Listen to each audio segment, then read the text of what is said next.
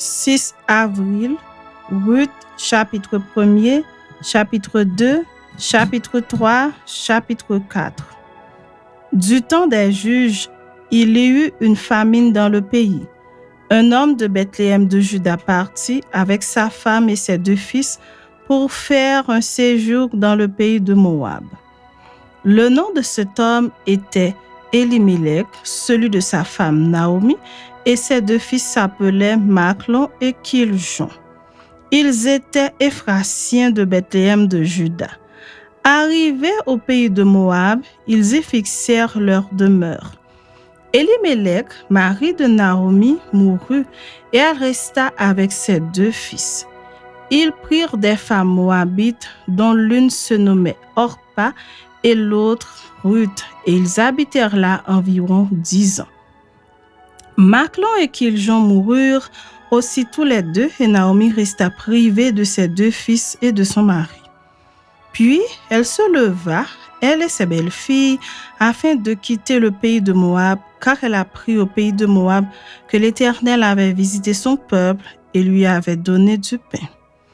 Elle sortit du lieu qu'elle habitait, accompagnée de ses 2 belles-filles, et elle se mit en route pour retourner dans le pays de Juda. Naomi dit alors à ses 2 belles-filles, « Allez, retournez chacune à la maison de sa mère. Que l'Éternel use de bonté envers vous, comme vous l'avez fait envers ceux qui sont morts et envers moi. Que l'Éternel vous fasse trouver à chacune du repos dans la maison de Marie. » Et elle les baisa. Elles élevèrent la voix et pleurèrent. Et elles lui dirent, « Non, nous irons avec toi vers ton peuple. » Naomi dit, « Retournez mes filles, pourquoi viendriez-vous avec moi? Ai-je encore dans mon sein des fils qui puissent devenir vos maris? Retournez mes filles, allez. Je suis trop vieille pour me remarier. Et quand je dirai, j'ai de l'espérance, quand cette nuit même je serai avec un mari et que j'enfanterai des fils, attendriez-vous pour cela qu'ils eussent grandi? Refuseriez-vous pour cela de vous marier? Non, mes filles, car à cause de vous, je suis dans une grande affliction de ce que la main de l'Éternel s'est étendue contre moi. » Et elles élevèrent la voix et pleurèrent encore. Orpa baisa sa belle-mère, mais Ruth s'attacha à elle. Naomi dit à Ruth, « Voici ta belle-sœur est retournée vers son peuple et vers ses dieux. Retourne comme ta belle-sœur. » Ruth répondit, « Ne me presse pas de te laisser de retourner loin de toi. Où tu iras, j'irai. Où tu demeureras, je demeurerai. Ton peuple sera mon peuple et ton Dieu sera mon Dieu. Où tu mourras, je mourrai et j'y serai enterré. Que l'Éternel me traite dans toute sa rigueur si autre chose que la mort vient à me séparer de toi. » Naomi, la voyant décidée à aller avec elle, cessa ses instances. Elles firent ensemble le voyage jusqu'à leur arrivée à Bethléem. Et lorsqu'elles entrèrent dans Bethléem, toute la ville fut émue à cause d'elles, et les femmes disaient, « Est-ce là Naomi? » Elle leur dit, « Ne m'appelez pas Naomi, appelez-moi Mara, car le Tout-Puissant m'a rempli d'amertume. J'étais dans l'abondance à mon départ, et l'Éternel me ramène les mains vides. Pourquoi m'appelleriez-vous Naomi après que l'Éternel s'est prononcé contre moi et que le Tout-Puissant m'a affligée? » Ainsi revinrent du pays de Moab Naomi et sa belle-fille Ruth la Moabite. Elles arrivèrent à Bethléem au commencement de la moisson des orges. Chapitre 2. Naomi avait un parent de son mari. C'était un homme puissant et riche de la famille d'Elimelech et qui se nommait Boaz. Ruth la Moabite dit à Naomi, « Laisse-moi, je te prie, aller glaner des épis dans le champ de celui aux yeux duquel je trouverai grâce. » Elle lui répondit, « Va, ma fille. » Elle alla glaner dans un champ derrière les moissonneurs. Et il se trouva par hasard que la pièce de terre appartenait à Boaz qui était de la famille d'Elimelech. Et voici, Boaz vint de Bethléem et il dit au moissonneur, « Que l'Éternel soit avec vous. » Ils lui répondirent, que l'Éternel te bénisse. » Et Boaz dit à son serviteur chargé de surveiller les moissonneurs, « À qui est cette jeune femme? » Le serviteur chargé de surveiller les moissonneurs répondit, « C'est une jeune femme moabite qui est revenue avec Naomi du pays de Moab. Elle a dit, « Permettez-moi de glaner et de ramasser des épis entre les gerbes derrière les moissonneurs. » Et depuis ce matin qu'elle est venue, elle a été debout jusqu'à présent et ne s'est reposée qu'un moment dans la maison. Boaz dit à Ruth, « Écoute ma fille, ne va pas glaner dans un autre champ. Ne t'éloigne pas d'ici et reste avec mes servantes. Regarde où l'on moissonne dans le champ et va après elles. J'ai défendu à mes serviteurs de te toucher. Et quand tu auras soif, tu iras au vase et tu boiras de ce que les serviteurs auront puisé. » Alors elle tomba sur sa face et se prosterna contre terre et elle lui dit, « Comment ai-je trouvé grâce à tes yeux pour que tu t'intéresses à moi qui suis une étrangère? » Boaz lui répondit, « On m'a rapporté tout ce que tu as fait pour ta belle-mère depuis la mort de ton mari et comment tu as quitté ton père et ta mère et le pays de ta naissance pour aller vers un peuple que tu ne connaissais point auparavant. Que l'Éternel te rende ce que tu as fait et que ta récompense soit entière de la part de l'Éternel, le Dieu d'Israël, sous les ailes duquel tu es venu te réfugier. » Et elle dit, « Oh, que je trouve grâce à tes yeux, mon Seigneur, car tu m'as consolée et tu as parlé au cœur de ta servante. Et pourtant, je ne suis pas, moi, comme l'une de tes servantes. » Au moment du repas, Boaz dit à Ruth, « Approche, mange du pain et trempe ton morceau dans le vinaigre. » Elle s'assit à côté des moissonneurs. On lui donna du grain rôti, elle mangea et se rassasia et elle garda le reste. Puis elle se leva pour glaner.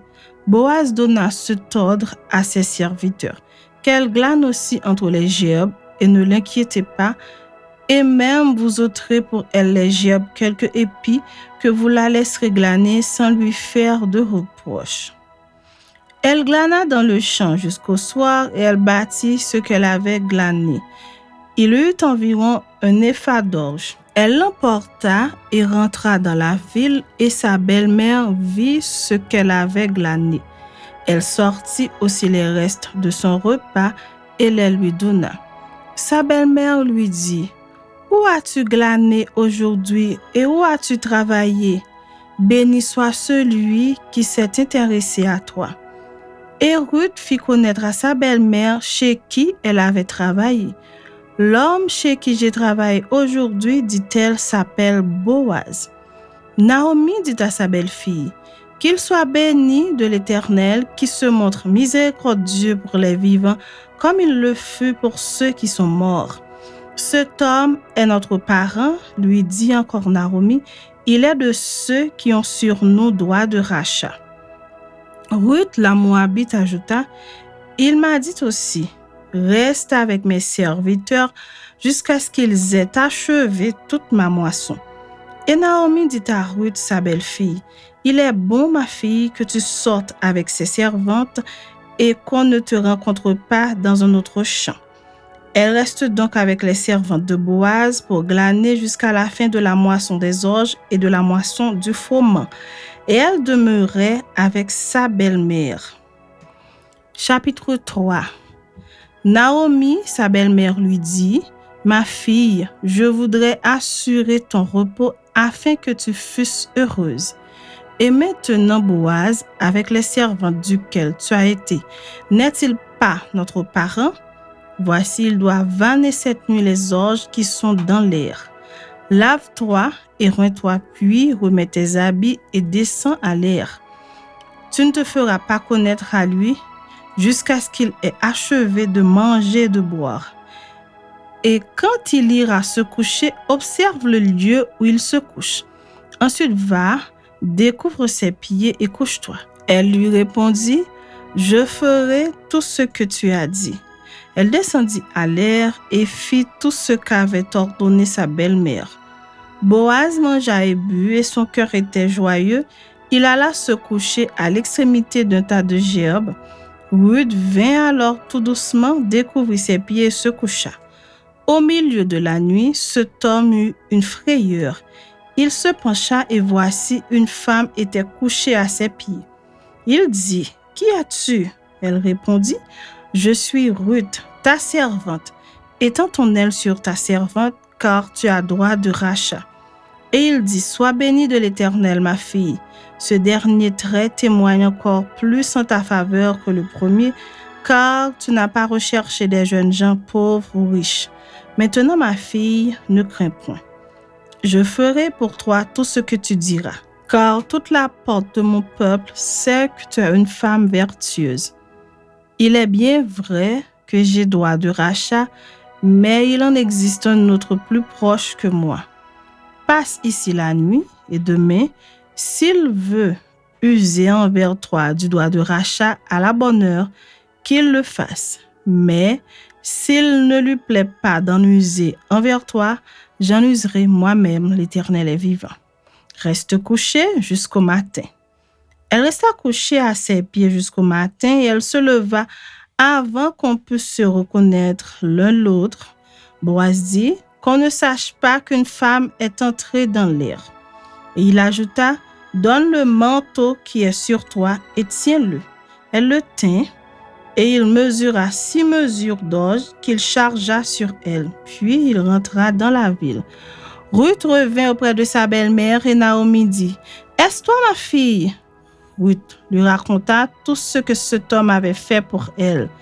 Elle dit, « Il m'a donné ces 6 mesures d'orge en disant, « Tu ne retourneras pas à vide vers ta belle-mère. » Et Naomi dit, « Sois tranquille, ma fille, jusqu'à ce que tu saches comment finira la chose, car cet homme ne se donnera point de repos qu'il n'ait terminé cette affaire aujourd'hui. » Chapitre 4.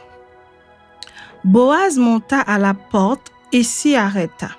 Or voici celui qui avait droit de rachat et dont Boaz avait parlé vint à passer. Boaz lui dit, « Approche, reste ici, toi un tel. » Et il s'approcha et s'arrêta. Boaz prit alors 10 hommes parmi les anciens de la ville et il dit, « Asseyez-vous ici. » Et ils s'assirent. Puis il dit à celui qui avait le droit de rachat, « Naomi, revenue du pays de Moab, a vendu la pièce de terre qui appartenait à notre frère Elimelech. J'ai cru devoir t'en informer et te dire, acquiers-la en présence des habitants et en présence des anciens de mon peuple. Si tu veux racheter, rachète. Mais si tu ne veux pas, déclare-le-moi afin que je le sache. Car il n'y a personne avant toi qui ait le droit de rachat, et je l'ai après toi. » Et il répondit, « Je rachèterai. » Boaz dit, « Le jour où tu acquerras le champ de la main de Naomi, tu l'acquerras en même temps de Ruth la Moabite, femme du défunt, pour relever le nom du défunt dans son héritage. » Et celui qui avait le droit de rachat répondit, « Je ne puis pas racheter pour mon compte, crainte de détruire mon héritage. Prends pour toi mon droit de rachat, car je ne puis pas racheter. » Autrefois en Israël, pour valider une affaire quelconque relative à un rachat ou à un échange, l'on ôtait son soulier et le donnait à l'autre. Cela servait de témoignage en Israël. Celui qui avait le droit de rachat dit donc à Boaz, « Acquiert pour ton compte, » et il ôta son soulier. Alors Boaz dit aux anciens et à tout le peuple, « Vous êtes témoins aujourd'hui que j'ai acquis de la main de Naomi tout ce qui appartenait à Elimelech, à Kiljon et à Machlon, et que je me suis également acquis pour femme Ruth, la Moabite, femme de Machlon, pour relever le nom du défunt dans son héritage, et afin que le nom du défunt ne soit point retranché d'entre ses frères et de la porte de son lieu. Vous en êtes témoins aujourd'hui. » Tout le peuple qui était à la porte et les anciens dirent, « Nous en sommes témoins. Que l'Éternel rende la femme qui entre dans ta maison semblable à Rachel et à Léa, qui toutes les deux ont bâti la maison d'Israël. Manifeste ta force dans Ephrata et fais-toi un nom dans Bethléem. Puisse la postérité que l'Éternel te donnera par cette jeune femme rendre ta maison semblable à la maison de Péret, qui fut enfantée à Juda par Tamar. Boaz prit Ruth, qui devint sa femme, et il alla vers elle. L'Éternel permit à Ruth de concevoir, et elle enfanta un fils. Les femmes dirent à Naomi, « Béni soit l'Éternel qui ne t'a point laissé manquer aujourd'hui d'un homme et en droit de rachat, et dont le nom sera célébré en Israël. Cet enfant restaurera ton âme et sera le soutien de ta vieillesse. Car ta belle-fille qui t'aime l'a enfantée, elle qui vaut mieux pour toi que 7 fils. » Naomi prit l'enfant et le mit sur son sein, et elle fut sa garde. Les voisines lui donnèrent un nom en disant « Un fils est né à Naomi », et elles l'appelèrent Obed. Ce fut le père d'Isaïe, père de David. Voici la postérité de Péret. Péret engendra Étzron, Étzron engendra Ram, Ram engendra Aminadab, Aminadab engendra Nachon, Nachon engendra Salmon, Salmon engendra Boaz, Boaz engendra Obed, Obed engendra Isaïe, Isaïe engendra David.